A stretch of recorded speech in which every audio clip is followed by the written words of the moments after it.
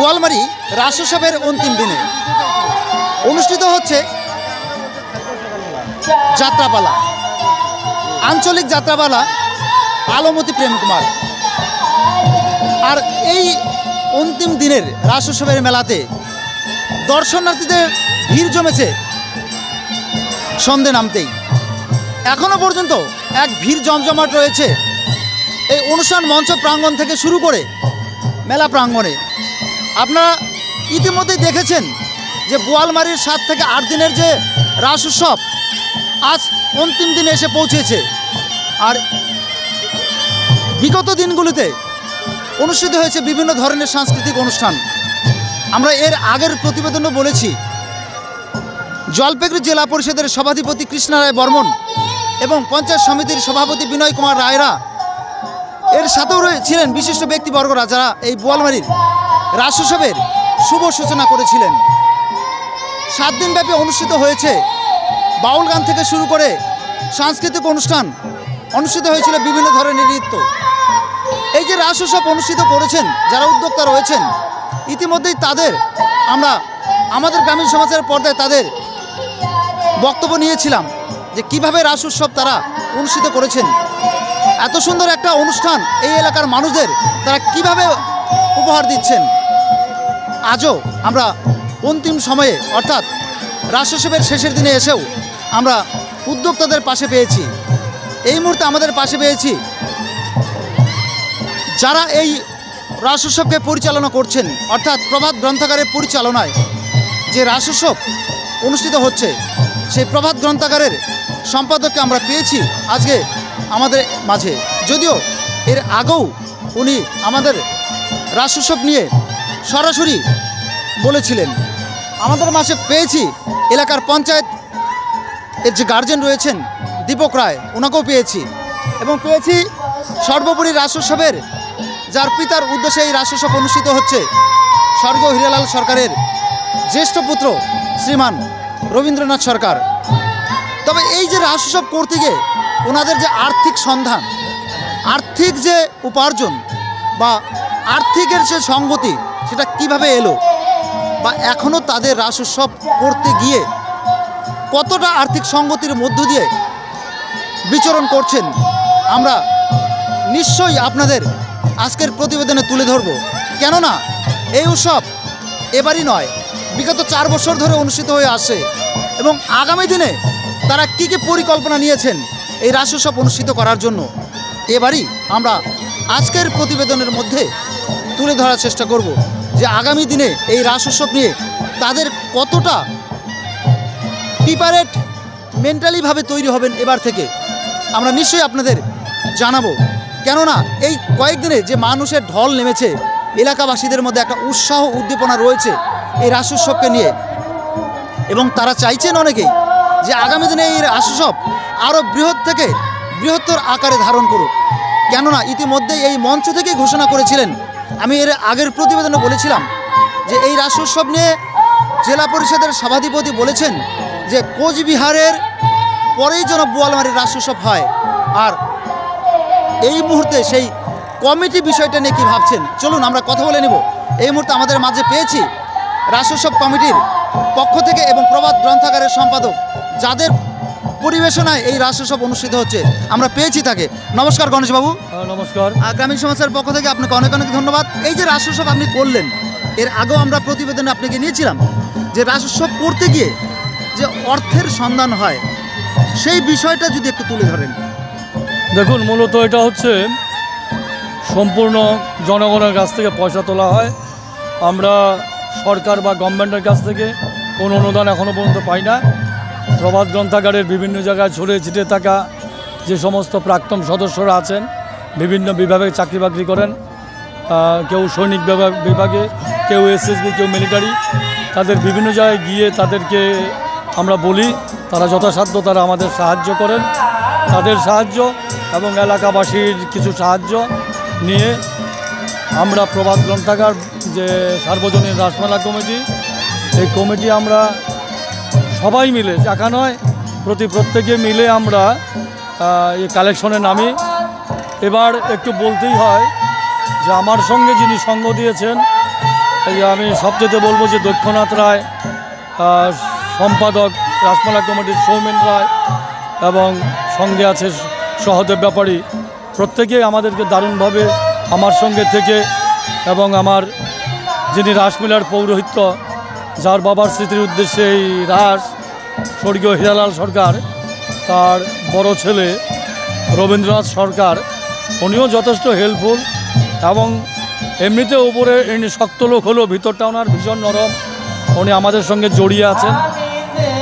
উনি একটা কথা বলে থাকেন, সবাই চলে গেল, আমি ভাই এখান থেকে যেতে পারবো না, কারণ আমার বাবার স্মৃতি যেখানে জড়িয়ে আছে, আমি এখানে আমৃত্যুকাল আমি এখানে থেকে যাব যতদিন পর্যন্ত আমার শরীর চলে। দীর্ঘদিন থেকে এই রাসটা হচ্ছে, মানে দীর্ঘ 7 দিন থেকে হচ্ছে, একটা অর্থ ব্যয়বহুল রয়েছে, রাত যারা বাউল গান করেছেন, বিভিন্ন রকম খরচাপাতি রয়েছে। এই মুহূর্তে ফান্ড কি কথা বলছে? ফান্ড আমাদের মোটামুটি খারাপ নয়, আমরা সবাই মিলে যদি ইয়ে করি ফান্ড আমাদের একদম সমান সমান হয়ে যাবে, অসুবিধা হবে না। বলছি এবার তো যথেষ্ট দর্শনার্থীদের সমাগম হয়েছে, আগামী দিনের জন্য কি কি বার্তা রয়েছে বা কি পরিকল্পনা রয়েছে? আগামী দিনে একটাই আমার বার্তা, যে মানুষকে সামাজিক এবং মানবিক যাতে গড়ে উঠে, মানুষ যেন মনুষ্যত্ববোধ জাগাতে পারে, মানুষ তার যে মান আর হুঁশ নিয়ে সেই মানুষ হওয়ার জন্য যে ক্লাব একটা কথাই বলে, শিক্ষা আনে চেতনা, চেতনা আনে বিপ্লব, আর এই বিপ্লবে ঘটবে আমাদের সাধারণ সমাজের মুক্তি। আরেক মহাপুরুষ বলেছেন, বিদ্যা বিনা মানবের মুক্তি নাহি আর রে, অজ্ঞজন নাহি থাকে তোদের ঘরে, বলেছেন গুরুচাঁদ ঠাকুর। সেই সমস্ত মহাপুরুষের বাণীকে মাথায় রেখে ক্লাব এগিয়ে চলছে। আমার শিক্ষা নিয়ে কথা, এই ক্লাব প্রভাত গ্রন্থাগার আজ থেকে 41 বছর আগে তার নিজস্ব ভূমিতে একটা বিদ্যালয় প্রতিস্থাপন করেন। আজকে সেই বিদ্যালয়টি সমাজের বুকে যথেষ্ট মাথা উঁচু করে এবং সুন্দর তার রেজাল্ট, যে গত বছর আমরা দেখেছি উচ্চ মাধ্যমিকে হায়ার সেকেন্ডারিতে যে 7ম হয়েছে কোয়েল গোস্বামী, সেটাও আমাদের ডক্টর বি আর আম্বেদকর শিশু মন্দিরের ছাত্রী, আমাদের গর্ববোধ হয়। আমরা মাঠে খেলা চালাই, দীর্ঘদিন আমরা একটা বড় খেলা চালিয়েছি, ফুটবল টুর্নামেন্ট। সেই ফুটবল টুর্নামেন্ট ছিল doctor B R Ambedkar and Bidyadhar Sarkar running cup football tournament. আমরা আবার সেটা শুরু করতে চলেছি। অনেক অনেক ধন্যবাদ গণেশবাবু আপনাকে গ্রামীণ সমাজের সময় দেওয়ার জন্য। হ্যাঁ ধন্যবাদ। আমরা সংবাদ মাধ্যমে আমাদের কিছু বার্তা পৌঁছতে চাই, যেন সাধারণ মানুষ এই বার্তা নিয়ে সবার মাঝে যেন আমরা সেই বার্তা পৌঁছাতে পারি, এই আশা রাখছি এবং কামনা করি। না, আমার পরিচয়টা? আমার নাম গণেশ মণ্ডল, প্রভাত গ্রন্থাগার ক্লাব এর সম্পাদক। দর্শক, অনেক কথাই শুনলাম আমরা, যে আগামী দিনে এই রাস উৎসব আরও বৃহত্তর আকার ধারণ করবে, শিক্ষা চেতনার মধ্য দিয়ে মানুষ যেন মূল পথে ফিরে আসতে পারে। আমরা ক্লাব সম্পাদকের মুখ থেকে শুনলাম। আমরা এই মুহূর্তে আরেকজন গুণী মানুষকে পেয়েছি, যিনি এই রাস উৎসব কমিটির একজন পূজারী হিসেবেও রয়েছেন এবং যার পৌরোহিত্যের দায়িত্ব রয়েছেন এবং যার পিতার স্মৃতির উদ্দেশ্যে এই রাস উৎসব 4 বছর যাবৎ অনুষ্ঠিত হয়ে আসছে। আজ তাকে পেয়েছি। ইতিপূর্বেই তার মুখ থেকে আমরা রাস উৎসব সম্পর্কে কথা বলেছি। আজ যেহেতু অন্তিম সময় এসে পৌঁছেছে, সেই অন্তিমকালে তার মুখ থেকেও আমরা 2-4টি কথা জেনে নেব। নমস্কার রবীন্দ্রবাবু। বলছি, যে রাস উৎসব আজ শেষ পর্যায়ে এবছরের জন্য 2025, আগামী দিনে হয়তো আরও বৃহৎ আকার ধারণ করবে এই রাস উৎসব বোয়ালমারির মাটিতে, তবে এই অন্তিম মুহূর্তে কি বলবেন? আজকে 10 দিন থেকে চলছে এই অনুষ্ঠান। আমাদের 7 দিনের পারমিশন ছিল, আজকে সেই পারমিশনের সেতুতে চলছে। এই গানের মধ্য দিয়ে আগামীকালকে অষ্টালয়ের পূজা আছে।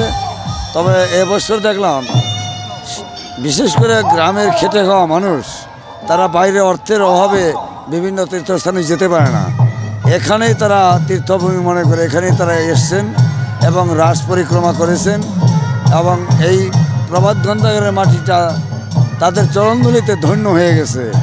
আমিও আপ্লুত হয়ে গেছি সাধারণ মানুষের ঢল দেখে। এত অপমার জনসাধারণ এই মেলায় অংশগ্রহণ করেছেন, এই তীর্থভূমিতে এসেছেন এবং এই রাসের চক্র তারা পরিক্রমা করেছেন। এতে আমার বাবা শ্রী স্বর্গীয় হিরালাল সরকারের স্মৃতিতে যে রাস, সেটাও আমি ধন্য মনে করি। প্রভাত গ্রন্থাগারের মাঠটিও ধন্য হয়ে গেছে এবং এলাকায় মানুষের মধ্যে যে আনন্দ, এই রাস উৎসবের যে আনন্দ, সেই আনন্দের ঢলটা আমি এখানেই বুঝতে পারছি। আপনার পরিচয়টা একটু দেবেন। আমার পরিচয়, আমার নাম রবীন্দ্রনাথ সরকার, এলাকার বাসিন্দা। আমি এই এলাকার বাসিন্দা। সন্ন্যাসীপাড়া আমাদের বাড়ি। ধন্যবাদ আপনাকে। আমরা এই মুহূর্তে জানতে পারলাম রবীন্দ্রনাথ সরকার তার পিতার স্মৃতির উদ্দেশ্যে এবং রাস উৎসব নিয়ে কিছু গুরুত্বপূর্ণ কথা আজ অন্তিম মুহূর্তে তুলে ধরলেন।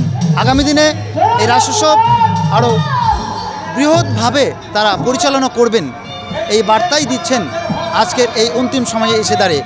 আমরা আরও 2-4টি কথা জেনে নেব। এলাকার পঞ্চায়েত প্রতিনিধি অর্থাৎ পঞ্চায়েতের হাজবেন্ড দীপক রায় রয়েছেন, ওনার সাথে 2-4টি কথা বলেন। নমস্কার দীপক বাবু। বলছি এই রাস উৎসব অনুষ্ঠিত হচ্ছে, আপনি এলাকার একজন প্রশাসনিক দায়িত্বে রয়েছেন, যদিও পঞ্চায়েত আপনার ওয়ার্ড পঞ্চায়েত, একজন প্রশাসনিক দায়িত্বে রয়েছেন। এই রাস উৎসব সম্পর্কে আপনার কী অভিমত রয়েছে? রাস উৎসব সম্বন্ধে আমরা তো অ্যাকচুয়ালি আমাদের তো বিশেষ জানা নেই আমার, তো ওটা হচ্ছে রাস উৎসব খুব ভালোই লাগতেছে। ঠিক আছে, বিগত 3 বছর থেকে হচ্ছে, 4 বছর খুব ভালো হচ্ছে আর কি। আগামী দিনে কি ভাবছেন? আগামী যদি আবার বৃহত্তম পরিকল্পনা ধারণ করে আমাদের আশা আছে যদি আবার এর থেকে ভালো করতে পারি, এই আশায় রেখে সবাই আমরা একজোট হয়ে আছি ক্লাব কমিটির সঙ্গে। দর্শনার্থীদের উদ্দেশ্যে কি বলবেন? না, দর্শনার্থী খুব ভালোই, আজকে প্রচুর ভিড় হয়েছে, প্রচুর মানুষ বোয়ালমারিতে। ঠিক আছে, সকলে আনন্দ উপভোগ করতে পারে। অবশ্যই সবাই আনন্দ ভোগ করার জন্যই আসছে এখানে, আনন্দ ভোগ করতেছে সবাই, কোনো অসুবিধা হচ্ছে না এখানে। নাম আর পরিচয়টা বলুন। আমার নাম দীপক রায়, এই এলাকার পঞ্চায়েত প্রতিনিধি দীপক রায় আমার। ধন্যবাদ। হ্যাঁ, এলাকার পঞ্চায়েত প্রধানের হাজবেন্ড উনিও চাইছেন যে আগামী দিনে এই রাস উৎসব আরও বৃহত্তর আকার ধারণ করুক এবং এবার যে রাস উৎসব অনুষ্ঠিত হয়েছে প্রত্যেকটি দিনই তিনি উপস্থিত ছিলেন এবং দর্শনার্থীদের ঢল দেখে তার যথেষ্ট ভালো লেগেছে। তাই সকলের উদ্দেশ্যে উনি একটাই বার্তা দিলেন, সকলেই রাস উৎসবে আসুন, আনন্দ উপভোগ করুন, আপনি আনন্দ উপভোগ করুন এবং সকল দর্শনার্থীদের উপভোগ করার সুযোগ করে দিন। দর্শক, আমরা বিস্তারিত তুলে ধরলাম রাস উদযাপন কমিটির পক্ষ থেকে। আমাদের ক্যামেরা পার্সন যিনি রয়েছেন তাকে বলবো রাস উৎসবের কিছুটা চিত্র বিস্তারিতভাবে তুলে দেওয়ার জন্য।